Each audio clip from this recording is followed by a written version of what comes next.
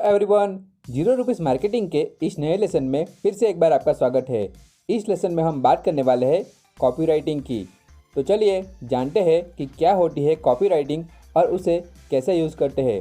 इसकी मैं simple definition अगर आपको मैं बताऊं तो कॉपीराइटिंग एक आर्ट है जिनकी हेल्प से ऐसी एडवर्टाइज बनाई जाती है जिनसे कस्टमर को हम अट्रैक्ट कर सकते हैं। कस्टमर को प्रोडक्ट या सर्विस खरीदने के लिए अट्रैक्ट भी कर सकते हैं और उन्हें हमारी प्रोडक्ट या सर्विस बाय भी करवा सकते हैं। अब कॉपीराइटिंग के बहुत सारे बेनिफिट है, जैसे कि कस्टमर को हम ढेर सारी प्रोडक्ट सेल कर सकते हैं, उन्हें हमारी सर्विस को यूज़ करवा सकते हैं, उन्हें लॉन्ग टर्म के लिए हमारे कस्टमर बेस में रख सकते हैं और हमारी ब्रांड इमेज को भी बना सकते हैं।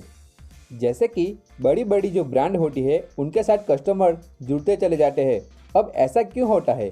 क्योंकि यहाँ पर लोगों का ब्रांड से कनेक्शन होता है। जैसे कि एप्पल का मोबाइल फ़ोन, उसकी प्राइस भले ही आसमान छूटी हो पर हर कोई उसे एक बार लेने के लिए ट्राई ज़रूर करता है। अब एप्पल की एडवर्टाइज आपने कभी देखी है? नहीं देखी होगी, फिर भी यंगस्टर एक बार तो सोचते हैं कि मुझे भी आईफोन खरीदना है। अब उसमें कॉपीराइटिंग बहुत बड़ा रोल प्ले करती है। अब उसमें उनका मार्केटिंग का खर्चा नहीं के बराबर होता है क्योंकि उन्होंने स्ट्रैटेजी ही ऐसी यूज़ की होती है। दूसरी बात, अगर कोई प्रोडक्ट जो 100 रुपीज़ का है आपकी शॉप में अगर रखा हुआ है तो कस्टमर उनके सामने देखे उनके चांस है भी और नहीं भी है।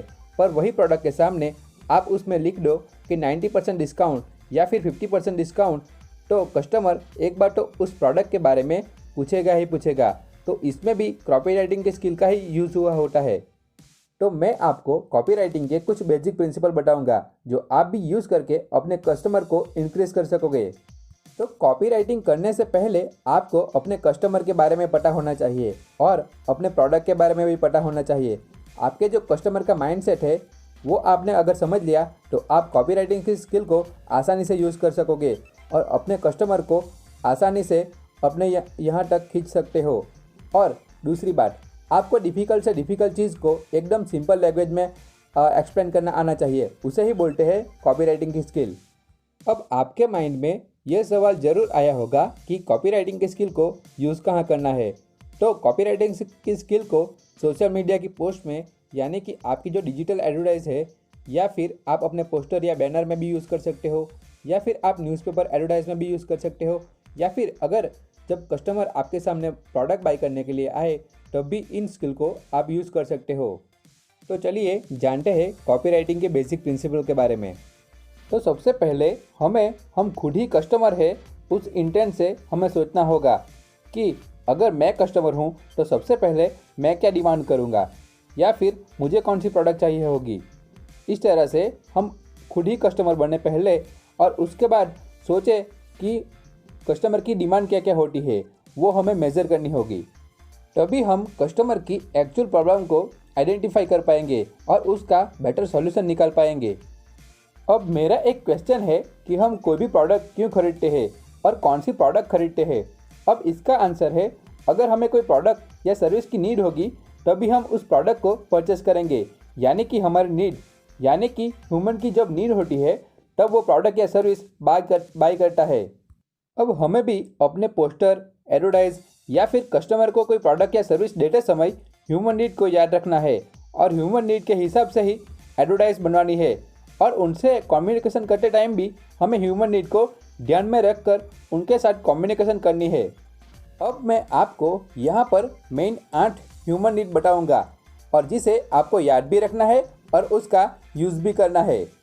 तो सबसे पहली ह्यूमन नीड है सर्वाइवल, एंजॉयमेंट ऑफ लाइफ और लाइफ एक्सटेंशन, यानी कि कस्टमर को ऐसी प्रोडक्ट चाहिए जिनसे वो लाइफ में सर्वाइव कर सके और उसे यूज़ कर सके और लाइफ को हैप्पीली इंजॉय कर सके। जैसे कि आपकी कोई कपड़े की दुकान है, अब आप तरह तरह की डिज़ाइन तो दिखाते होंगे, पर अगर आप बेस्ट डिज़ाइन बेचते टाइम उन्हें कुछ ऐसा बोलिए जैसे कि कस्टमर आपकी वो प्रोडक्ट लेने के लिए एकदम रेडी हो जाए।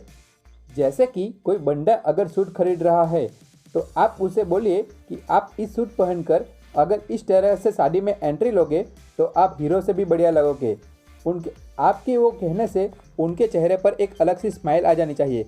उन्हें प्रोडक्ट के बारे में इमेजिनेशन करवाइए कि क्या क्या उनके बेनिफिट हो सकते हैं, उनको इमेजिनेशन मोड पर ले जाइए। प्रोडक्ट खरीदने के बाद उनको कितनी हैप्पीनेस मिलने वाली है वो उन्हें फील करवाइए, यानी कि प्रोडक्ट खरीदने के बाद उनको कितने बेनिफिट होने वाले हैं और किन तरह से उनकी तारीफ होने वाली है, उनकी हैप्पीनेस उनको तभी फील करवाइए। उनके चेहरे पर एक स्माइल आ जानी चाहिए। इस तरह से आप अपने बिजनेस के हिसाब से उन्हें मॉडिफाई भी कर सकते हैं। आपको बस एक बात याद रखनी है कि आपको अगर बेचने की कला आती है तो आप खराब से खराब प्रोडक्ट को भी बेच सकते हो, पर अगर आपको सेलिंग की स्किल नहीं आती तो आपके पास अगर ब्रांडेड प्रोडक्ट भी होगी तब भी आप नहीं बेच पाओगे। पर दूसरी बात ये भी याद रखनी है कि प्रोडक्ट में दम नहीं है, फिर भी आपने कुशलता से वो प्रोडक्ट को बेच दी, पर जब वो कस्टमर को प्रोडक्ट के बारे में पता चलेगा और वो प्रोडक्ट अच्छी नहीं निकलेगी, तब उनका भरोसा आपसे टूट सकता है और वो कहीं और पे शिफ्ट हो सकता है। इसलिए ये बात ज़रूर ध्यान में रखें कि प्रोडक्ट की क्वालिटी भी बढ़िया होनी चाहिए और आपकी स्पीच भी। दूसरी ह्यूमन नीड है enjoyment of food and beverage.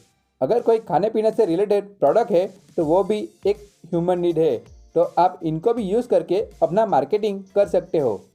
जैसे कि आप अपने कस्टमर के लिए इतने रुपीस की खरीदी पर कुछ कोल्ड ड्रिंक या फिर कॉफ़ी पिला सकते हो और अच्छा फील करवा सकते हो। जैसे कि आपकी अगर फूड की दुकान है तो आप तरह तरह से स्पेशल ऑफर भी निकाल सकते हो। जैसे कि अगर कोई बर्थडे विश करने आए तो उनके लिए कुछ फ्री में खाना हो, कोई खाना खाने के लिए आए तो हर दिन तरह तरह के लोगों के लिए कोई स्पेशल ऑफर आपको निकालने होंगे और अपने ब्रांड को वायरल करना होगा। मैंने एक होटल में देखा था कि वहाँ पर किसी का बर्थडे हो और वो वहाँ पर अगर पूरी फैमिली के साथ जाए तो उन्हें 50% डिस्काउंट मिलता है।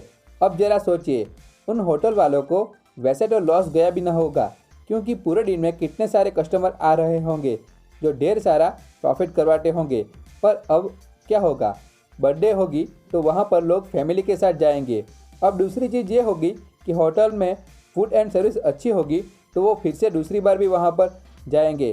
साथ ही साथ वो अपने दोस्तों को भी ये बात बताएंगे कि इस होटल में यहाँ पर बर्थडे पर जाने पर स्पेशल डिस्काउंट मिलता है। इस तरह से आपको आइडिया सोचना है कि आपकी शॉप के लिए कौन सा सही है। अब तीसरी ह्यूमन नीड है freedom for fear pain and danger. आपका प्रोडक्ट या सर्विस कस्टमर के डर को ख़त्म करने वाला होना चाहिए। जैसे कि आपके प्रोडक्ट से कस्टमर का डर भी ख़त्म हो जाए और आप अपना प्रॉफिट भी निकाल पाओ। जैसे कि पॉलिसी बाजार है, LIC है, वो एक साथ दो वर्क करती है। जैसे कि एक तो कस्टमर को रिस्क फ्री करती है और खुद भी इनकम जनरेट करती है। तो इस तरह से आपका प्रोडक्ट या सर्विस भी कस्टमर के डर को ख़त्म करने वाला भी होना चाहिए और आपके प्रॉफिट भी हो जाए। तो इस तरह से आपको कॉपीराइटिंग करनी है। चौथी ह्यूमन नीड है सेक्सुअल कॉम्पेंसेनशिप। क्या आपका प्रोडक्ट या सर्विस किसी तरह से कपल को बेनिफिट दे रहा है, उनके लिए कुछ हेल्पफुल है? आप ऐसा क्या कर सकते हो जिससे कपल यानी कि हस्बैंड वाइफ या फिर कपल जो यंगस्टर का कपल होता है वो आपके पास आ सके? तो ऐसी ऑफ़र निकालिए जिसमें कपल आपके पास जुड़ सके। पांचवी ह्यूमन नीड है कंफर्टेबल लिविंग कंडीशन। क्या आपका प्रोडक्ट या सर्विस आपके कस्टमर को कोई कंफर्ट कंडीशन दे रहा है? यानी कि आपको अपने प्रोडक्ट या सर्विस में कस्टमर के लिए कंफर्ट जोन खड़ा करना होगा, तभी वो आपके साथ लंबे समय तक जुड़े रहेंगे।